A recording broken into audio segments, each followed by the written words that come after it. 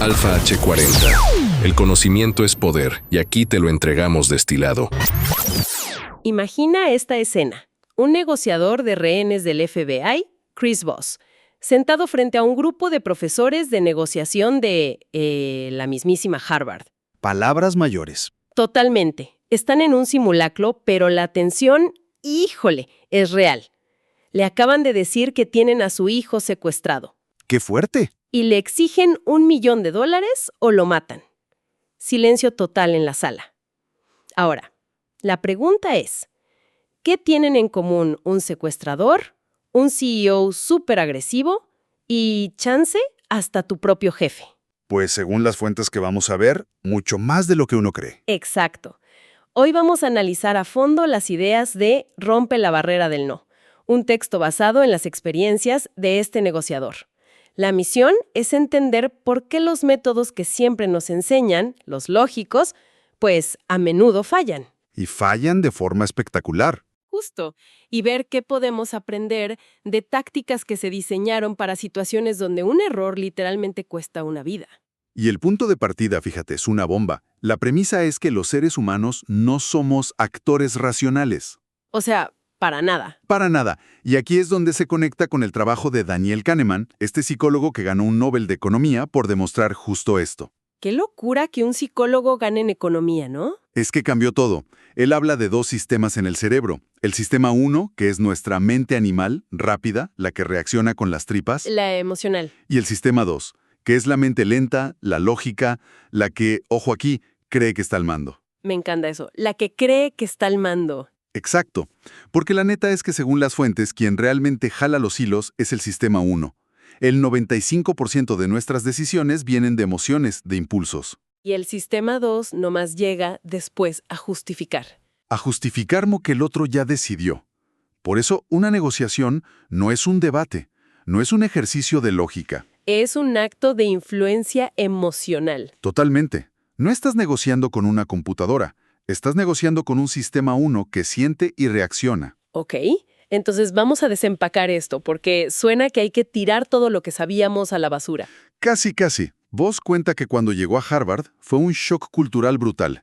Él venía del campo de batalla y de repente estaba en, un laboratorio. Claro. Y en ese simulacro, mientras él usaba una simple pregunta, los de Harvard estaban armados con teorías súper complejas, con acrónimos como BATNA y SOPA. A ver, detengámonos ahí. Es importante entender qué son para ver el contraste. BATNA es tu plan B, tu mejor alternativa si todo falla. Ok, tu salida de emergencia. Y SOPA es la zona de posible acuerdo. O sea, el rango donde ambas partes pueden cerrar un trato. ¿Son conceptos superlógicos? Matemáticos. Quieren volverlo una fórmula. Y mientras ellos estaban ahí, con sus cálculos, Voss les lanza una pregunta que los desarma. Algo tan simple como, ¿cómo se supone que voy a conseguirles $1 millón si ni siquiera sé si mi hijo está vivo? Y ¡pum! Se acabó el juego de ellos. Cambió toda la dinámica. Es que es el choque de dos mundos. Para el FBI, la negociación era un arte forjado en el fuego. Si te equivocabas, alguien moría. No era teoría, era la vida real. Exacto. Y Harvard la trataba como un problema matemático. Lo que Voss hace es obligarlos a jugar su juego, el juego emocional. Pero, a ver, ¿por qué funciona tan bien? Porque suena casi como una súplica, ¿no? Como si se estuviera rindiendo. Pareciera, pero no. Lo fascinante es la psicología detrás. Esas preguntas, que el autor llama preguntas calibradas, casi siempre empiezan con ¿cómo o qué? Ok. Y lo que hacen es transferir la responsabilidad de resolver el problema a la otra parte, pero sin que se sientan atacados. O sea, en lugar de decir, no te voy a dar $1 millón, Que es una confrontación directa y activa la defensa. les dices, ¿cómo esperas que lo consiga? Exacto. Los obligas a detenerse y a pensar en el problema desde tu perspectiva. Haz de cuenta que los pones a trabajar para ti, a buscar soluciones a tus problemas. No manches, es brillante. No se trata de tener el mejor argumento, sino de que ellos argumenten a tu favor sin darse cuenta. Y neurológicamente cambias la química de la conversación. Pasas de una pelea a una colaboración. Ok, esa es una herramienta. ¿Qué más hay en este arsenal que podamos usar en el día a día? Aquí es donde se pone súper práctico. Hay dos técnicas que son la base de lo que llama empatía táctica: el reflejo y el etiquetado.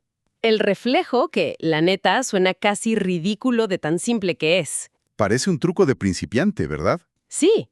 O sea, es repetir las últimas, ¿qué? 1 a 3 palabras que dice la otra persona, pero con un tono de pregunta. Y su efecto es casi mágico. Es un verdadero truco mental Jedi.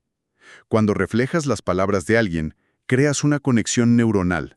La persona se siente escuchada a un nivel súper profundo. Su cerebro dice, me está entendiendo. Justo. Y el resultado es que siguen hablando, siguen aclarando sus ideas y, lo más importante, te siguen dando información valiosa. En las fuentes hay un ejemplo perfecto de esto. Una alumna de voz a la que su jefe, en un ataque de estrés, le pide hacer 2 copias de miles de documentos. Una locura de tarea. Una semana de trabajo por lo menos. Exacto. En lugar de quejarse, que serían lo normal, ella solo usa el reflejo. Le dice, con un tono calmado, 2 copias. Y ahí empieza la magia. Total. El jefe, en lugar de enojarse, empieza a justificarse. Sí, una para nosotros y otra para el cliente. Ella vuelve a reflejar. El cliente. Y él sigue y sigue. Y ella solo repite la última palabra. Justo. Y después de varios reflejos, el jefe se detiene, piensa un segundo y dice, ¿sabes qué? Olvídate de la segunda copia. Es un desperdicio. Se ahorró una semana de trabajo, sin pelear. Es increíble. Pero a ver, esto suena, no sé, un poco manipulador. ¿Dónde está la línea entre crear una conexión y nomás usar un truco para que la gente hable? Es una pregunta excelente y es el centro de la empatía táctica. No es manipulación si tu intención es genuinamente entender. La clave es el tono de voz, entonces. Totalmente. Si lo haces como robot, se dan cuenta. Pero si lo haces con curiosidad genuina, con una voz calmada, la gente no se siente interrogada, se siente invitada a explicar más. Entendido. Y eso nos lleva a la segunda herramienta, el etiquetado, que es básicamente nombrar la emoción que ves en la otra persona. Exacto, pero sin acusar. No dices estás enojado. Usas frases más suaves como parece que esto te frustra o suena a que te sientes presionado. Y la ciencia detrás de esto está brutal. Mencionan un estudio de la UCLA que es de verdad fascinante. A ver, cuéntalo. Descubrieron que cuando logras etiquetar correctamente una emoción negativa, la actividad en la amígdala, o sea, la parte del cerebro que genera el miedo, La respuesta de lucha o huida. esa misma disminuye. Y al mismo tiempo se activa la parte racional del cerebro. Es como si nombrar al monstruo le quitara su poder. Es que eso es justo lo que hace. Le quitas el veneno a la emoción. Y de nuevo, no es simpatía, no es estar de acuerdo con ellos. Es empatía táctica. Exacto. Reconoces su emoción, la validas y eso los calma. Hay un caso increíble de un recaudador de fondos de un equipo de fútbol americano. ¡Ah, sí! ¡Buenísimo! El guión original para llamar a la gente que debía dinero era súper agresivo. Casi amenazante, ¿no? Sí, y él lo cambió por uno empático. Empezaba diciendo algo como, llamo en un momento difícil, sé que la economía está dura. O sea, estaba etiquetando sus emociones por adelantado. ¿Y qué pasó? Consiguió que todos pagaran. Desactivó la hostilidad antes de que apareciera. La gente bajó la guardia y estuvo dispuesta a colaborar. O sea, etiquetar desactiva lo negativo y refuerza lo positivo. ¿Así es? Pero todo esto de la empatía y la conexión me lleva a una de las ideas más raras de todas, la paradoja del sí y el poder del no. Siempre nos han dicho que hay que buscar el sí, ¿no? Es la regla de oro de las ventas según esto. Y el autor dice que es un error garrafal. ¿Por qué? Porque un sí al principio de una negociación suele ser falso. Es un sí para que te vayas o un sí de compromiso que no piensan cumplir.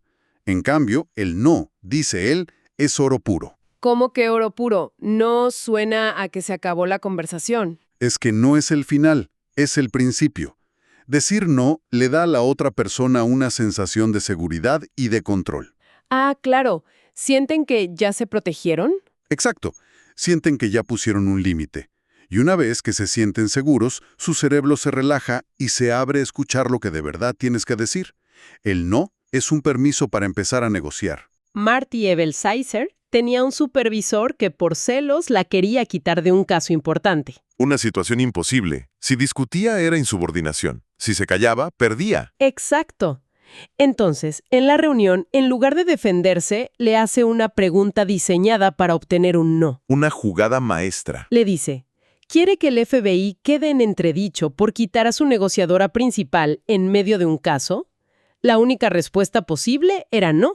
No, por supuesto que no. Y al decirlo, él sintió que tenía el control, que él tomó la decisión. Y justo ahí ella le pregunta, ¿qué quiere que haga yo para que esto funcione? Y como él ya se sentía en control, se relajó y le permitió quedarse. El no le salvó la carrera. Está cañón. Entonces, si el sí es una trampa y el no es un comienzo, ¿cuál es el verdadero objetivo? Esa es la pregunta del millón.